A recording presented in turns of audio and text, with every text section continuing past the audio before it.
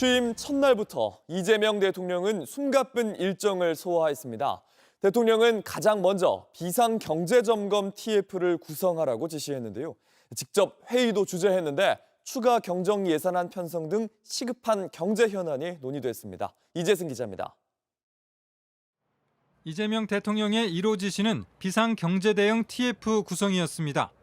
새 정부의 가장 시급한 과제가 경제 살리기라고 판단한 겁니다. 민생 회복과 경제 살리기부터 시작하겠습니다. 불황과 일전을 치른다는 각오로 비상경제 대응 TF를 곧바로 지금 즉시 가동하겠습니다. 이 대통령은 TF 구성 지시에 이어 어젯밤 직접 회의도 챙겼습니다. 이재명 대통령은 2025년 6월 4일 취임 이후 첫 번째 비상경제점검 TF를 저녁 7시 30분부터 밤 9시 50분까지 주재했습니다. 첫 회의에는 기획재정부와 산업통상자원부, 금융위원회 등 경제부처에서 차관, 실국장급 10여 명이 참석했습니다.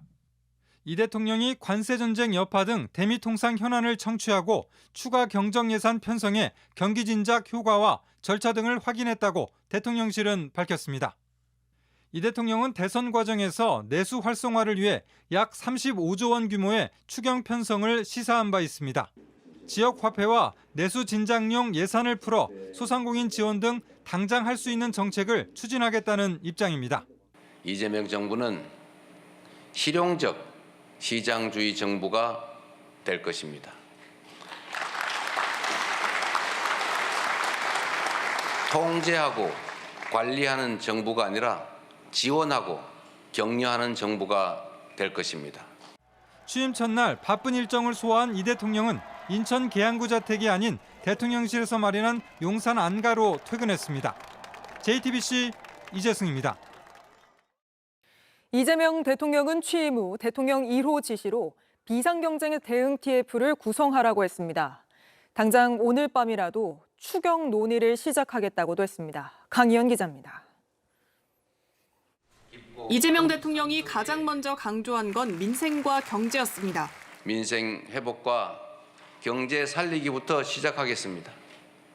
불황과 일전을 치른다는 각오로 비상경제 대응 TF를 곧바로 지금 즉시 가동하겠습니다. 취임 후 대통령의 1호 지시로 비상경제 대응 TF 구성을 지시했습니다.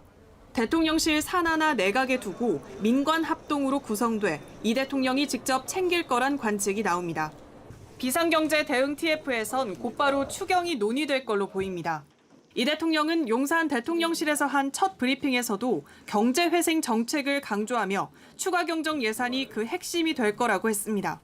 이 대통령은 빠르면 오늘 저녁이라도 관련 부처의 책임자와 실무자까지 모아 당장 할 수 있는 경제회생 정책이 무엇인지 점검해보겠다고 했습니다.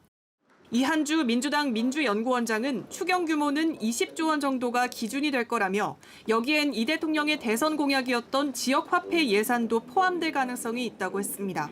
20조 정도가 기준이 될 텐데 중소자영업자들의 경영 상황은 어떤지, 그다음에 대기업이 지금 굉장히 안 좋아 보이는데 저는요 어떻게 도와주는 게 좋은지 이런 것들을 좀 들여다봐야 돼요. 이 대통령은 공약으로 내걸었던 상법 개정안도 추진하겠다는 계획입니다. 앞서 한덕수 전 대통령 권한대행의 거부권 행사로 한 차례 폐기됐었는데 이 대통령은 대선 과정에서 취임 후 2, 3주 안에 처리하겠다고 밝힌 바 있습니다. JTBC 강현입니다. 네, 이렇게 숨가쁜 하루를 보낸 이재명 대통령, 지금은 어떤 일을 하고 있는지 바로 용산 대통령실 연결해 알아보겠습니다. 자, 유선희 기자, 이재명 대통령 지금도 한창 업무 중이라고요?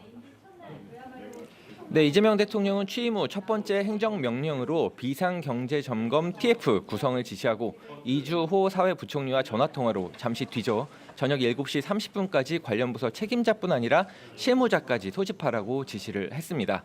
잠시 뒤에 회의가 시작되기 때문에 이 대통령은 지금 어떤 부분부터 보고를 받을지, 또 특히 당장 편성할 것으로 보이는 추경 규모를 얼마나 어떤 분야에 투입할지를 두고 검토를 하고 있는 것으로 알려졌습니다. 소집된 부처와 관계자의 규모가 얼마나 되는지는 아직 파악이 되지 않았는데요. 실무진까지 한꺼번에 부른 것으로 미뤄서 오늘 회의 자리에서 자세한 현 상황을 보고를 받고 빠른 시일 안에 추경 규모를 결정하려는 것 아니냐 이런 해석이 나오고 있습니다. 네, 또 관심인 게 트럼프 미국 대통령과의 통화인데 아직 통화 일정이 공개되진 않았죠. 네, 대통령실은 트럼프 대통령과의 통화 일정을 조율 중이다 이렇게 밝혔습니다. 조율만 된다면 언제든 통화가 될 수 있기 때문에 밤 늦게라도 통화가 이뤄질 가능성을 배제할 수는 없습니다. 첫 통화는 대부분 이 대통령의 취임을 축하하고 또 협력을 재확인하는 그런 상견례적인 성격이 강하겠지만 북핵 또 관세 협상 등 현안 협의도 일부 이뤄질 수가 있기 때문에 대통령실은 여러 가지 경우에 대비하고 있는 것으로 알려졌습니다. 그 한미 정상 간 만남에 대한 논의도 어떤 원론적인 부분에서는 이루어질 수가 있습니다. 또 시진핑 중국 국가 주석은 이 대통령의 당선을 축하하는 서한을 보낸 것으로 확인이 됐습니다. 네, 그런데 오늘 이주호 사회부총리를 포함해 국무위원들은 사의를 또 표명했잖아요. 네, 이주호 사회부총리 이 대통령과 통화에서 국무위원 전원의 사임 의사를 표했습니다. 이 대통령은 국정의 연속성 그리고 비상경제 점검의 필요성을 강조하면서 박성재 법무부 장관을 제외한 나머지 사의는 전부 반려를 했습니다. 따라서 사의가 반려된 국무위원 가운데 일부는 잠시 뒤 비상경제점검 TF 회의에 참석할 가능성이 있고요. 또 이 대통령이 내일 오전에 소집을 지시했죠. 재난 및 치안 재해 관련 회의에도 일부가 참석할 가능성이 있습니다. 지금까지 용산 대통령실에서 JTBC 유선입니다. 네, 보신 것처럼 우리 증시는 환호했지만 우리 경제는 어느 때보다 어려운 상황입니다. 당장 풀어야 할 과제들 뭔지 경제산업부 박소연 기자와 정리해 보겠습니다. 박 기자, 이재명 대통령의 1호 행정명령이 오늘 이 비상경제 TF를 만들라는 것이기도 했고 경제가 아무래도 시급한 문제예요. 그렇습니다. 대선 전 여론조사에서도 새 대통령에게 바라는 점으로 경제 회복이 1순위로 꼽혔습니다. 시민들 목소리 먼저 들어보시죠. 내란 이후에 우리 소상공인들이 진짜 힘들었거든요. 새로운 대통령님께서 소비가 좀 활성화되도록 적극적으로 좀 신경 써주셨으면 좋겠어요. 경기가 좀 좋아졌다는 그런 말이 좀 나올 수 있게 뭐 환율이라든지 물가 안정이 좀 되지 않을까 그런 기대를 합니다. 네, 경제 어렵다 살려달라 뭐 공통된 의견들일 텐데 문제는 어떻게 살리느냐요? 네, 맞습니다. 지금 보시는 그래프가요, 역대 대통령 취임 첫 해 경제 성장률입니다. IMF 외환 위기를 겪었던 김대중 대통령 때를 제외하면요, 올해가 0%대로 가장 낮은 수치입니다. 물론 전망이긴 하지만요, 그만큼 상황이 녹록지 않습니다.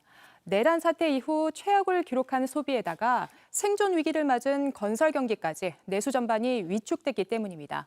이런 상황을 타개하기 위해 새 정부가 이르면 다음 달 최소 20조 원대 추가 경정 예산을 편성할 거란 전망이 힘을 얻고 있습니다. 네, 지금 먹거리 물가도 심상치 않은 상황이죠?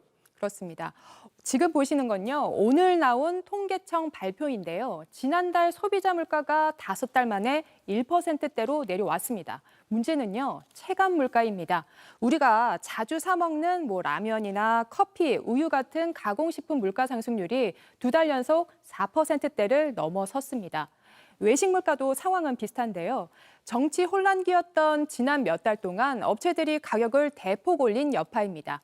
체감 물가는 낮추고 소비를 늘려서 우리 경제 활력을 되찾는 것도 새 정부의 과제가 됐습니다. 네, 내수도 문제인데 여기에 미국의 관세 폭탄도 겹친 상황이에요.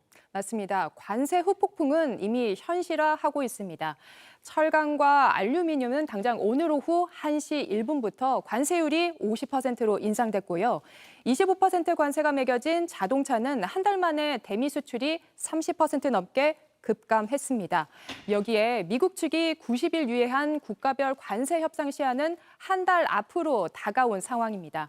말 그대로 발등에 불인 셈인데요. 그 협상이 어떻게 흘러가느냐가 올해 우리 기업들 수출의 명운을 좌우할 전망입니다.